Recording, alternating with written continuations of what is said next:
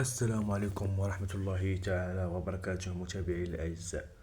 من سيواجه السلام عليكم ورحمة الله تعالى وبركاته متابعي الأعزاء. من سيواجه المغرب في الدور 32 من كأس العالم 2026 بعد البداية القوية لمنتخب المغرب بالتعادل أمام البرازيل ثم الفوز الثمين على اسكتلندا؟ أصبحت حظوظ أسود الأطلس كبيرة جدا للتأهل إلى الدور المقبل.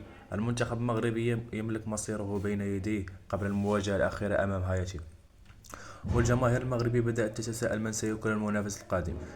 بحسب نظام البطولة فإن صاحب المركز الأول في المجموعة الثالثة سيواجه صاحب المركز الثاني في المجموعة السادسة، بينما صاحب المركز الثاني في المجموعة الثالثة سيواجه متصدر المجموعة السادسة، بأن أقرب لاحتلال المركزين الأول والثاني.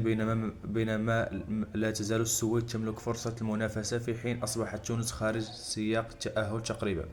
لذلك إذا أنهى المغرب مجموعته في الصدارة فقد يواجه أحد المنتخبات مثل اليابان أو السويد حسب النتائج الجولة الأخيرة.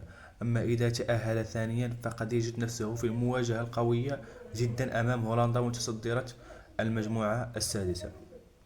لكن قبل التفكير في دور 32 يبقى التركيز على مباراة هايتي، لأن الفوز فيها قد يمنح أسود الأطلس صدارة المجموعة ويجنبهم مواجهة أصعب في الدور المقبل. وبعد الأداء الرائع الذي قدمه رفاق إسماعيل الصابري أمام البرازيل واسكتلندا، ارتفعت آمال الجماهير المغربية في الذهاب بعيدا في هذه النسخة من المونديال. السؤال الآن لكم متابعي الأعزاء: هل ينجح المغرب في إنهاء دور المجموعات في المركز الأول ويفتح الطريق نحو إنجاز عالمي؟ اكتبوا لنا في التعليقات، ولا تنسوا الإعجاب و